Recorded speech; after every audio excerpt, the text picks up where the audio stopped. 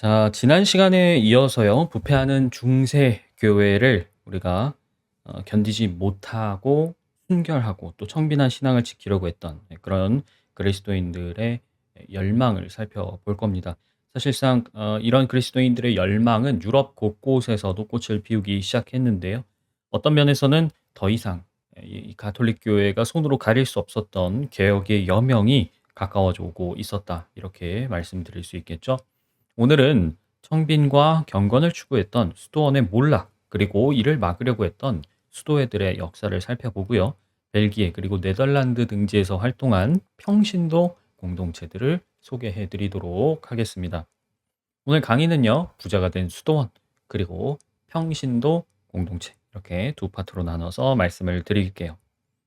자, 먼저 첫 번째로 부자가 된 수도원인데요. 우리가 앞서 일부에서도 살펴봤지만 본래 수도원의 설립 취지는 수도사들의 공동 생활이었습니다. 수도는 이 세상으로부터 고립되어서 각종 수련을 통해 경건에 이르려는 시도라고 볼 수 있고요. 이게 처음에는 이집트 지방에서 시작했다가 이 유행이 유럽 전역으로 퍼지게 되었습니다. 자, 그런데 이제 6세기경 이탈리아의 유명한 이 베네딕투스가 수도원이 단순히 세상과 격리돼서 은둔할 게 아니라 사회와 함께 조화를 이루고 세상에 봉사를 해야 된다. 이제 이런 방향성을 바꾸는 운동을 벌이게 됐고요. 이후에 이제 유럽의 수도원들이 교회와는 또 다른 성격의 종교 공동체로 지역 사회에서 중요한 위치를 차지하게 됩니다. 기본적으로 이 수도 자체가 세속적인 것과의 어떤 차단 이런 것들을 기본적인 가치로 두고 있었기 때문에 검소하게 지내는 것이 기본적인 원칙이었어요. 그래서 기부금을 받지 않았습니다. 원래 수도원에서는 자급자족했거든요. 근데 이 가난한 사람들을 돕기 위해서라는 명목으로 이제 기부금을 받습니다. 재물도 많이 받고 땅도 받고. 그러니까 점점 재산이 늘어나더니 나중에는 수도원이 굉장한 부자가 된 거예요. 특히 이제 수도원이 땅을 많이 받게 되면 결국엔 지주가 되겠죠. 수도원이 큰 지주가 되면서 당연히 세속적인 권력을 갖게 됩니다. 우리가 앞서 살펴봤지만 클리니 개혁 운동을 일으키고 또 중세 교황청의 권위를 재건시켜준 이 클리니 수도원도요. 10세기경이 되면 엄청난 땅과 재산을 갖게 됩니다. 뭐 클리니 수도원만이 아니고요. 그 당시 유럽의 유명한 대형 수도원들이 전부 다 부자가 됐어요. 결국 수도원장은 지방 영주와 다를 바 없는 굉장한 권력을 누리게 되고요. 수도사들은 원래 자급자족하기 위해서 육체 노동을 기본으로 한다 그랬잖아요. 근데 수도사들이 노동을 하는 주체가 아니라 이제는 농노들에게 노동을 시키는 그런 주체가 되었다는 겁니다. 결국에는 이러한 배부름이 필시 다른 부패를 만들 수밖에 없었겠죠. 자, 일단은 수도원장 자리가 뭐 영주의 버금가는 굉장한 부와 권력을 누릴 수 있다 보니까 이 수도원장직을 돈으로 사고 파는 소위 성직 매매가 일어납니다. 특히 10에서 11세기경에는요, 많은 수도원장 자리가 귀족 가문 사이에서 매매가 됐어요. 탐욕스러운 수도원장이 부임하게 되면 당연히 수도원의 도덕적 해이는 심각해질 수밖에 없겠죠. 게다가 돈과 권력이 얽히면서 교황과 세속 군주들 사이에 수도원을 둘러싼 줄다리기가 계속됩니다. 수도원이 갖고 있는 이 영향력은 단순히 어떤 영적인 종교적인 것이만 종교적인 것만이 아니라 지금 살펴보고 계시는 것처럼 세속적인 권력까지 확보를 하게 됐기 때문에 당연히 세속 군주들과 교황청 사이에서도 갈등의 중심에 있을 수밖에 없는 거예요. 앞서 우리가 이제 교황청이 강력한 중세의 권력을 쥐게 된 중요한 운동 중 하나가 클리니 개혁 운동이라고 말씀을 드렸잖아요. 이 클리니 개혁 운동, 즉 수도원 개혁 운동이 성공하면서 많은 수도원들이 교황의 직접적인 통제 아래 들어갔습니다만 사실 그 후에도 세속 군주들의 영향력 안에서 완전히 벗어난 것은 아니었어요. 중세를 거치면서 교회와 사제 계급의 지배권은 완전히 교황권 아래에 넘어간 거기 때문에 세속 군주들의 입장에서는 수도원이라도 어떻게든 통제를 하려고 했던 것이고요. 그 결과 이제 수도원장의 직이라던가 이런 중요한 자리를 매매, 사고 파는 그런 행위를 했던 것이죠. 그리고 이런 이 통제권을 가져오려는 어떤 갈등들이 다시금 교황청과 세속군주 사이의 줄다리기 싸움에서 수도원이 줄을 잘 서고 타게 되는 그런 정치적인 전략을 취하게 되는 원인이 되었다는 것이죠. 물론 가톨릭 교회 안에서도 이제 순수한 수도원의 본질을 되살리자라는 움직임이 있었습니다. 지난 시간에 소개를 드렸었는데 잠깐 프란치스코 수도회를 설립했던 아시시의 프란치스코가 이제 대표적인 인물이에요. 그는 심각한 병에서 극적으로 치유를 받은 다음에 아버지의 많은 재산을 포기하고 집을 나왔습니다. 그래서 탁발을 하면서 마을을 돌아다녔는데요. 그는 조금 다른 수도를 추구했습니다. 이제 수도원에 들어가지 않고 사제 서품도 받지 않고 그냥 발길 닿는 대로 막 돌아다니면서 수도를 했어요. 그는 11명의 형제들과 함께 교황 이노첸티우스 3세를 찾았고요. 교황은 수도회를 허락해 주었습니다. 그리고 프란치스코는 가난을 수도회의 규칙으로 정했어요. 이것만 보더라도 그 당시 수도원들 또 수도회들이 돈이 얼마나 많았는지 알 수 있는 거죠. 우리는 가난할 것이다. 이렇게 원칙을 정했는데 프란치스코가 죽고 난 다음에 이제 바로 그 안에서 분열이 일어납니다. 그의 유언에 따라서 우린 소유를 거부하겠다라는 파가 있고요. 반대로 소유하자 대신 관리인을 두어서 문제가 생기지 않게 하자라는 파로 나뉘게 돼요. 교황청은 후자의 손을 들어주었습니다. 소위 온건파죠. 그러면서 프란치스코 수도에도 금세 부자가 되었어요. 카타리파였던 알비파 그리고 발도파를 비롯해서 가톨릭 교회가 지정한 이단들을 신문하고 심판했던 바로 이 종교 재판의 선봉에 서 있었던 도미니크 수도회가 있었죠. 도미니크 수도회도 처음에는 이 프란치스코 수도회를 벤치마킹했습니다. 탁발을 규칙으로 정했어요. 탁발 뭔지 아시죠? 집집마다 돌아다니면서 먹을 거를 달라고 하는 겁니다. 그리고 청빈을 추구했습니다. 그러나 이들 역시 얼마 가지 않아서 재산을 축적했고요. 종교적으로, 세속적으로 굉장한 권력을 차지하게 돼요. 도미니크 수도회 같은 경우에는 기본적으로 이제 알비군 십자군이 이제 물리적으로, 군사적으로 이단들을 탄압하는 데 사용이 됐다면 이들은 이단과 이교에 대항하기 위한 교리적인, 즉 종교 재판의 목적이 컸기 때문에 이 많은 수도사들을 대학에 보내기도 했습니다. 여러분도 한 번쯤은 들어보셨을 이 중세 유명한 신학자죠. 토마스 아퀴나스. 토마스 아퀴나스도 바로 이 도미니크 수도의 출신이고요. 그들은 본인들을 주님의 개라고 자처를 했지만 실상 도미니크 수도회는 결국에는 교황의 개가 되었습니다. 그래서 이 교황의 직속 기관처럼 움직였어요. 특히 종교 재판에 있어서 무소불위의 권력을 교황으로부터 위임받아서 온 유럽을 돌아다녔죠. 사실 그들의 학문과 수도는 유대인이나 아니면 무슬림 그리고 가톨릭을 거스르는 이단에 대해서 가차없이 신문하고 징벌을 하는 데 사용이 됐고 그 결과 무고한 사람들까지 수없이 고문당하거나 화형당하는 끔찍한 역사의 피를 묻히게 되는 것입니다. 자, 그렇다면 우리가 이런 의문을 가질 수 있습니다. 사람들이 재산을 갖다 줬으니까 수도원이나 수도회가 부자가 된 거 아니에요. 아니 왜 그렇게 많은 돈과 땅을 수도원이나 수도회에 갖다 바쳤을까? 이제 이게 의문인데 그것은 바로 연옥교리 때문이라고 많은 학자들이 지적을 하고 있습니다. 교황권에 맞선 많은 파들이 연옥교리를 강력히 규탄했던 것도 사실상 이와 무관하다고 말할 수가 없는데요. 연옥교리는 처음부터 저는 이렇게 표현을 하는데 교황청의 신용카드 같은 것이었습니다. 성직자들은 교회와 이 수도원에 재산을 많이 바치면 바칠수록 이 연옥에 머무르지 않고 천국에 더 빨리 갈 수 있다. 이런 식으로 가르쳤어요. 그리고 사람들은 그 말을 그냥 그대로 믿었습니다. 그래서 수도사들이 자기를 위해서 기도에 매진해 주면 내가 천국에 더 가까이 갈 수 있지 않을까? 그리고 더 큰 축복을 받지 않을 수 있을까? 이런 기대를 사람들이 갖게 되었던 것이죠. 그래서 영주들이나 귀족들은 많은 재산을 가져다 바쳤습니다. 그러면 가톨릭 교회 입장에서는 수도원의 통제권을 확보하는 것만큼 돈이 잘 들어오는 창구가 없는 거죠. 그리고 또 그들의 입장에서는 연옥 교리만큼 돈이 잘 벌리는 상품도 없는 겁니다. 이 상품을 내놓으면 사람들이 막 어마어마한 돈을 갖다 바치니까요. 대중들도 나중에는 알게 됩니다. '아 가톨릭 교회가 이걸 빌미로 돈 장사를 하고 있구나.' 이제 그 사실을 알게 되면서 종교 개혁에 있어서 가장 비판을 많이 받았던 그러한 교리가 되죠.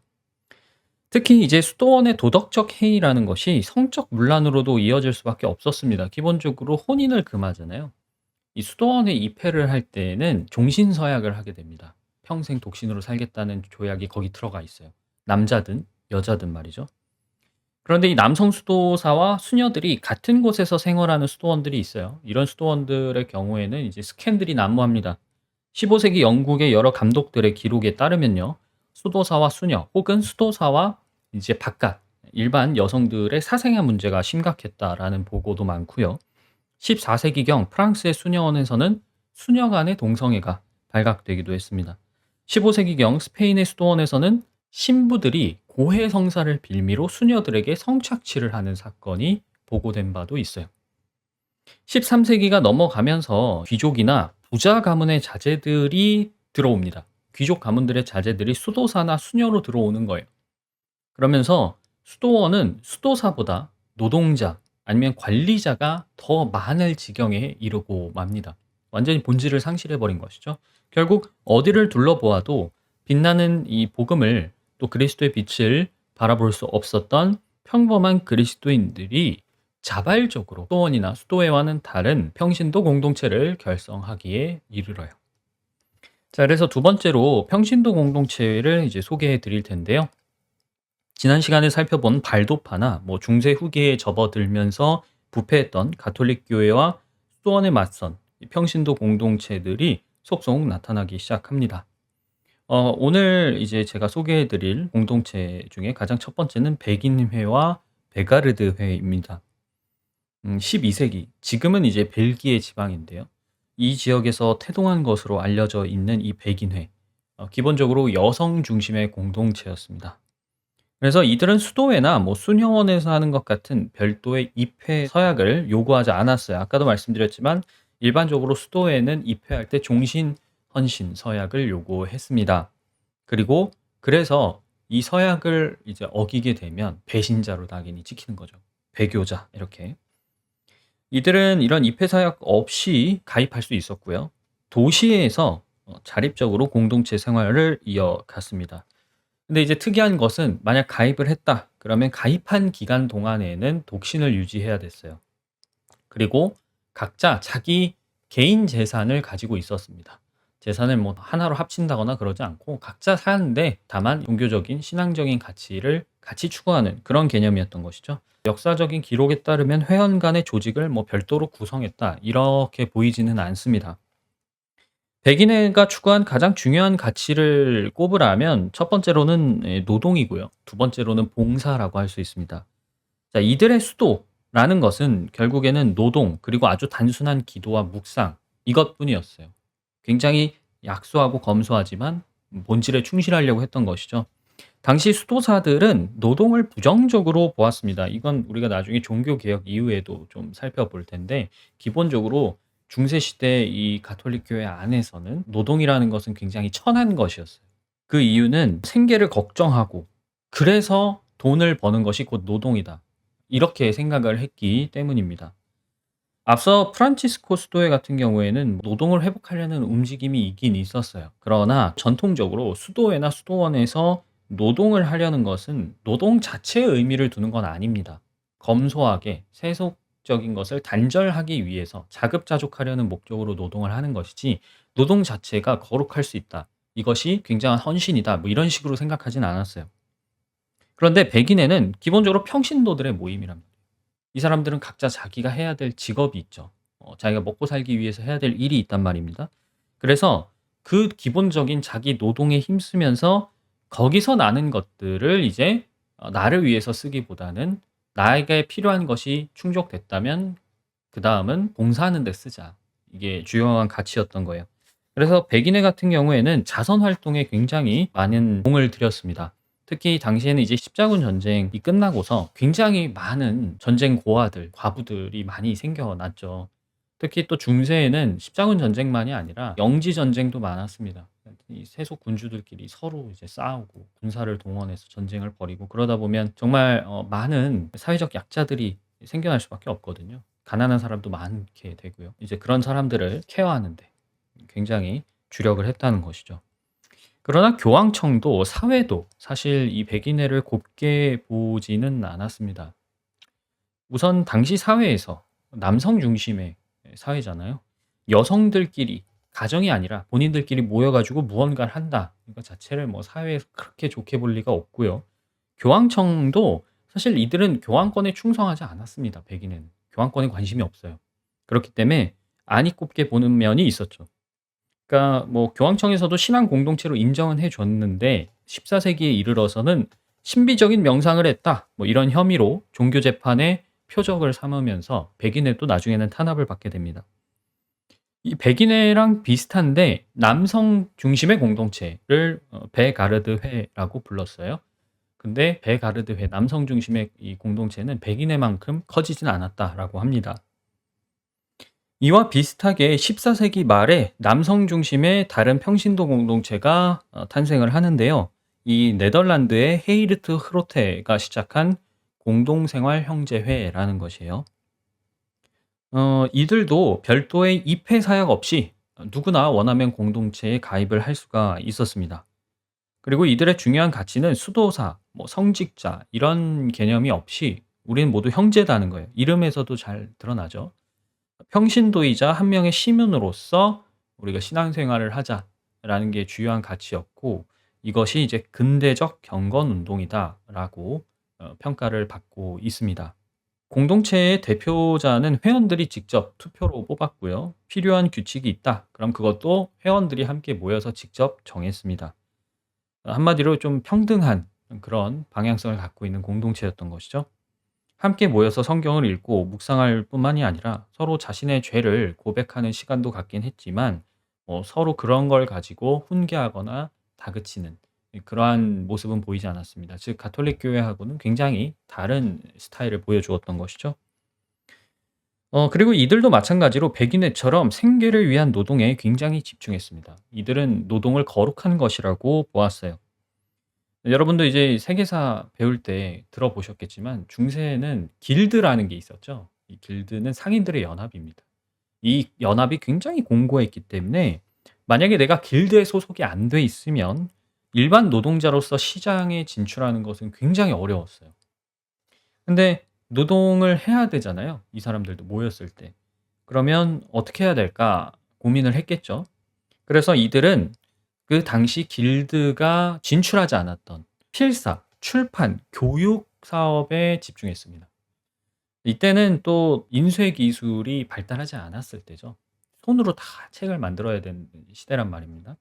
근데 이런 필사를 해서 책을 만들거나 그걸 가지고 이제 교육하고 교육을 위해서 또 교육 교재를 만들고 이런 사업에 집중을 했어요. 그래서 이 산업에 있어서 공동생활 형제회가 뛰어난 조직력을 바탕으로 인정을 받게 됩니다. 이들은 학교를 설립하고 이에 필요한 교재를 직접 제작하고 판매하면서 노동도 하고 명성도 얻고 일거양득을 취하게 돼요. 기본적으로 입회 서약이 없다 그랬잖아요. 그리고 성직자의 특권도 인정하지 않았습니다. 공동체 안에서는. 그래서 공동체에 속한 사람은 누구나 평등해요.